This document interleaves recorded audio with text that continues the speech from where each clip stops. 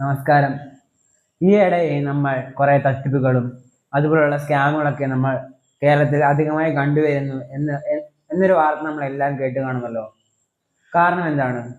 ഇത് ഓണക്കാലമാണ്.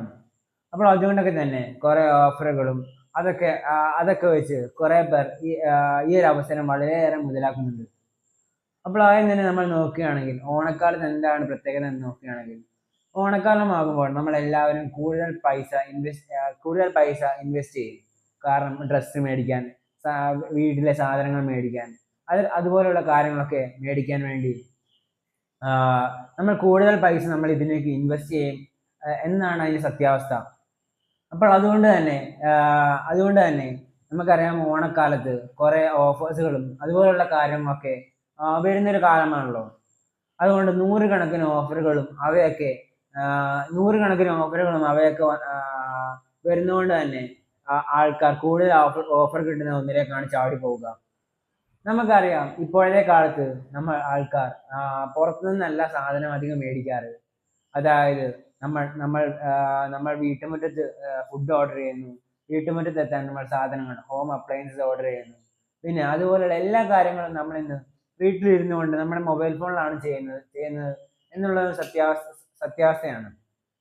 അപ്പോൾ അതുകൊണ്ടൊക്കെ തന്നെ ഈ ഒരു ഹാക്കേഴ്സിനും അതുപോലുള്ള ആൾക്കാർക്കൊക്കെ ഇത് കൂടുതൽ എളുപ്പമായി കഴിഞ്ഞിരിക്കുന്നു എന്ന് വേണമെങ്കിൽ പറയാൻ സാധിക്കും. കാരണം ഇങ്ങനെ പറയാം, 50% ഓഫിൽ നിങ്ങൾക്ക് ഈ സാധനം മേടിക്കാമെന്നും പറഞ്ഞ് ഒരു ലിങ്ക് അയച്ച് തരികയാണ് ഉണ്ടാവുക. അപ്പോൾ ഈ ഒരു ലിങ്ക് വഴി നമ്മുടെ പൈസ എങ്ങനെയാണ് പോകുന്നതെന്ന് നമ്മൾ നോക്കുകയാണെങ്കിൽ കാണാൻ സാധിക്കും. ഈ നമ്മൾ അതായത് ഇങ്ങനെ പറയുന്നു, 15,000 രൂപയുടെ ഒരു സ്മാർട്ട് ഫോൺ നിങ്ങൾക്ക് 5,000 രൂപയ്ക്ക് ലഭിക്കുന്നു, ഓണത്തിന്റെ ഓഫറാണ് എന്ന് പറഞ്ഞ് വാട്സപ്പിൽ നിങ്ങൾക്ക് ഒരു ലിങ്ക് ലഭിക്കുന്നു. അത് നിങ്ങൾ ക്ലിക്ക് ചെയ്യുകയും അതിൽ പൈസ അയക്കുകയും ചെയ്യുകയാണെങ്കിൽ അവരുടെ ഡീറ്റെയിൽസോ ഒരു സാധനമോ ഒന്നും കാണാൻ പറ്റാത്ത രീതിയിലേക്ക് മാറുകയും നിങ്ങളുടെ പൈസയും ആ പ്രൊഡക്റ്റും പോവുകയാണ് ചെയ്യുക. ഇങ്ങനെയൊക്കെയാണ് അവർ ഈ ഒരു ലിങ്ക് വെച്ചും ഈ ഒരു ഓഫർ വെച്ചും ഈ ഒരു കാലത്ത് ഈ ഒരു സ്കാം നടത്തുന്നത് എന്ന് വേണമെങ്കിൽ പറയാൻ സാധിക്കും. അപ്പോൾ നമുക്ക് എങ്ങനെയാണ് ഈ ഒരു ഡൊമൈൻ, അതായത് ഈ ഒരു വെബ്സൈറ്റ് ഫേക്ക് ആണോ അല്ല എന്ന് പറയാൻ സാധിക്കുക? അഥവാ നമ്മളിപ്പോൾ ഒരു ലിങ്ക് ഞെക്കി ആ ഒരു വെബ്സൈറ്റിലേക്ക് കയറിയെന്ന് വെക്കുക. ഇപ്പോൾ അത് ഒരു ഫേക്ക് വെബ്സൈറ്റ് ആണെങ്കിൽ അതിന് ഡൊമൈൻ എന്ന് പറയുന്ന സാധനമുണ്ട്. അതായത് എങ്ങനെയാണെന്ന് വെച്ചാൽ, ഇപ്പോൾ flipkart.com, amazon.com എന്ന് പറയുന്ന ഡൊമൈൻ എന്ന് പറയുന്ന സാധനമുണ്ട്. അപ്പോൾ അത് എല്ലാവർക്കും ഒരേപോലെ ഉണ്ടാക്കാൻ സാധിക്കത്തില്ല. നമുക്ക് വേണമെങ്കിൽ ഐക്കൺസും അതുപോലുള്ള ഐക്കൺസ് ഒക്കെ ഒരുപോലെ ഡ്യൂപ്ലിക്കേറ്റ് ചെയ്യാൻ സാധിക്കുമെങ്കിലും ആ ഒരു ഡൊമൈൻ ഒരേപോലെ ഒരിക്കലും ഉണ്ടാക്കാൻ സാധിക്കത്തില്ല. അപ്പോൾ ആദ്യം ഒരു വെബ്സൈറ്റിൽ കയറുമ്പോൾ നമ്മൾ ഇത് ശ്രദ്ധിക്കേണ്ടതുണ്ട്. ഇപ്പോൾ നമ്മളൊരു ലിങ്കിൽ കയറി ക്ലിക്ക് ചെയ്ത് അത് flip.cart.comയിലേക്കാണ് പോയതെങ്കിൽ അത് ഫേക്ക് വെബ്സൈറ്റ് ആണ്. കാരണം ഒരു ബ്രാൻഡിന്റെ നെയിം അതുപോലെ തന്നെ ആയിരിക്കും ഉണ്ടാവുക .comന്റെ പിന്നിൽ. അപ്പോൾ ആ ഒരു കാര്യങ്ങളൊക്കെ ശ്രദ്ധിച്ചു വേണം നമ്മൾ, പ്രത്യേകിച്ച് ഈ ഒരു ഡൊമൈൻ ശ്രദ്ധിച്ചു വേണം നമ്മൾ ഒരു വെബ്സൈറ്റിൽ നിന്ന് ഓർഡർ ചെയ്യണോ വേണ്ടേ എന്നൊക്കെ ചിന്തിക്കാൻ. ഈ ഒരു കാലത്ത് അതായത് ഒരു ഒറിജിനൽ വെബ്സൈറ്റിന്റെ അതേ പകർപ്പാക്കി ഒരു ഡ്യൂപ്ലിക്കേറ്റ് വെബ്സൈറ്റ് ഇറക്കാൻ വലിയൊരു പണിയൊന്നും അല്ലാത്തൊരു കാര്യം തന്നെയാണല്ലോ. അതുകൊണ്ട് തന്നെ കുറെ തട്ടിപ്പുകാർ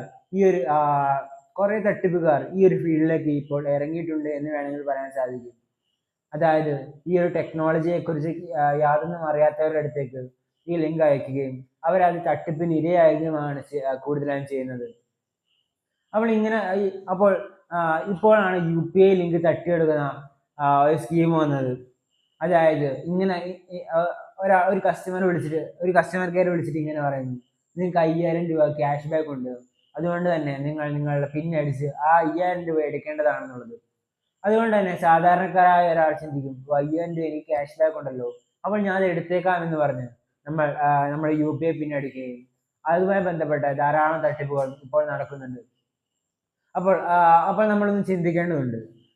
നമുക്ക് പൈസ ഇങ്ങോട്ട് ക്യാഷ് ബാക്ക് കിട്ടാൻ നമുക്ക് ഒരിക്കലും നമ്മുടെ UPI പിന്നോ അതുമായി ബന്ധപ്പെട്ട കാര്യങ്ങളോ അടിക്കേണ്ടതില്ല എന്ന് വേണമെങ്കിൽ എന്ന് നമ്മൾ ഉറപ്പായിട്ടും ആലോചിക്കേണ്ടതാണ്. അതായത് നമ്മൾ അങ്ങോട്ടേക്ക് പൈസ അയക്കാൻ വേണ്ടി മാത്രമാണ് നമ്മുടെ UPI പിൻ ഉപയോഗിക്കേണ്ടത് എന്നാണ് ഞാൻ ചുരുക്കി പറയുന്നത്. അപ്പോൾ ഒരിക്കലും ആ ഒരു ട്രാപ്പിൽ വീഴാതിരിക്കുക. പിന്നീട് നോക്കുകയാണെങ്കിൽ OTP എന്ന് പറയുന്നത് വളരെ അത്യാവശ്യമായ ഒരു കാര്യം തന്നെയാണ്. അതായത് നമ്മുടെ ബാങ്ക് ക്രെഡൻഷ്യൽ അതുമായി ബന്ധപ്പെട്ട കാര്യങ്ങളൊക്കെ സൂക്ഷിക്കാനും പ്രൊട്ടക്ട് ചെയ്യാനും ഉപയോഗിക്കുന്ന സാധനമാണ് വൺ ടൈം പാസ്വേഡ് എന്നുള്ളത്. അതായത് നിങ്ങളിപ്പോൾ ഒരാൾ വിളിച്ചിട്ട് ഞാൻ പോലീസാണ്, നിങ്ങൾ എനിക്ക് OTP പറഞ്ഞു തരണം, അതല്ലെങ്കിൽ ഞാൻ ബാങ്കിൽ നിന്ന് വിളിക്കുന്നതാണ്, നിങ്ങൾ എനിക്ക് ആ OTP പറഞ്ഞു തരണം എന്നൊക്കെ ചോദിച്ച് വിളിക്കുകയാണെങ്കിൽ ഒരിക്കലും നമ്മൾ ആ OTP കൊടുക്കരുത് എന്ന് തന്നെ വേണമെങ്കിൽ പറയാൻ സാധിക്കും. ആര് തന്നെ ചോദിച്ചാലും അത് നമ്മുടെ OTP, അതായത് വൺ ടൈം പാസ്വേഡ് ഒരിക്കലും പറഞ്ഞു കൊടുക്കരുത്. അതൊക്കെ നമുക്ക് വളരെയേറെ അത്യാവശ്യമായ ഒരു കാര്യം തന്നെയാണ്. എന്ന് വെച്ചാൽ ഇതൊക്കെ വളരെ ബേസിക് ആയിട്ടുള്ള കാര്യം തന്നെയാണ്. പിന്നീടാണ് ഇമോഷണൽ എഞ്ചിനീയറിംഗ് എന്ന് പറയുന്ന സാധനം വരുന്നത്. അതായത് എങ്ങനെയാണെന്ന് വെച്ചാൽ ഇപ്പോൾ ഹാക്കേഴ്സ് എന്ന് പറയുമ്പോൾ നമ്മൾ എന്താണ് ചിന്തിക്കുന്നത്? ഹാക്കേഴ്സ് എന്ന് പറയുമ്പോൾ ഒരു കമ്പ്യൂട്ടറിന് മുമ്പിൽ വരുന്ന ആ ഒരു വെബ്സൈറ്റ് ഹാക്ക് ചെയ്യുന്നു എന്നുള്ളതൊക്കെയാണ്. പക്ഷേ അത് മാത്രമല്ല ഇപ്പോൾ ഉള്ളത്. എന്ന് വെച്ചാൽ ഇമോഷണൽ ഹാക്കിംഗ് എന്ന് വെച്ചാൽ നമ്മുടെ മനസ്സിനെ ആദ്യം പഠിച്ച് നമ്മുടെ മനസ്സിന്റെ എല്ലാ സ്ഥിതിയും മാറ്റി, നമ്മുടെ ചിന്ത എന്താണ് അത് മൊത്തം മാറ്റി അവരുടേതായ ചിന്തയിലേക്ക് നമ്മളെ എത്തിക്കുന്ന രീതിയാണ് ഈ ഇമോഷണൽ എഞ്ചിനീയറിംഗ് എന്ന് പറയുന്നത്.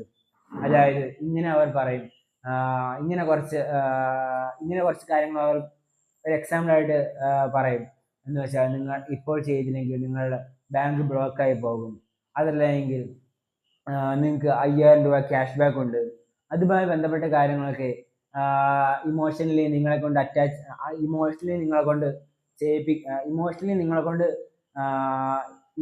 നിങ്ങളുടെ ഇമോഷൻ തന്നെ മൊത്തത്തിൽ മാറ്റി നിങ്ങളെ ആ വഴിയിലേക്ക് എത്തിക്കുന്ന രീതിയാണ് ഈ ഇമോഷണൽ എഞ്ചിനീയറിംഗ് എന്ന് പറയുന്നത്. അപ്പോൾ ഇങ്ങനെയൊക്കെയാണ് ഇപ്പോഴത്തെ ഹാക്കർമാരൊക്കെ കാര്യങ്ങൾ നോക്കുന്നത്, കാര്യങ്ങൾ ചെയ്യുന്നത്. അപ്പോൾ ഈ ഒരു ഓണക്കാലത്ത് നമ്മൾ പ്രത്യേകം ശ്രദ്ധിക്കേണ്ടതുണ്ട്. അതായത് OTP ചോദിച്ചാൽ പറഞ്ഞു കൊടുക്കരുത്, ലോഗിൻ ക്രെഡൻഷ്യൽ അതായത് UPI പിൻ ചോദിച്ചാൽ പറഞ്ഞു കൊടുക്കരുത്, അതായത് അൺനോൺ ലിങ്ക് വാട്സപ്പിലോ അവിടെ എവിടെയെങ്കിലും വന്നാൽ പറഞ്ഞു കൊടുക്കരുത്. ഇങ്ങനെയുള്ള കാര്യങ്ങളൊക്കെ നമ്മൾ പ്രത്യേകം ശ്രദ്ധിക്കേണ്ട ഒരു കാര്യം തന്നെയാണ്. ഈ ഒരു തലമുറ എന്ന് പറയുന്നത് ടെക്നോളജിയുടെ കാലഘട്ടം തന്നെയാണ്. അതുകൊണ്ട് തന്നെ ഒരു ചെറിയ കുട്ടിക്ക് വരെ ഇപ്പോൾ ഹാക്ക് ചെയ്യാനുള്ള രീതി ആയി കഴിഞ്ഞിരിക്കുന്നു.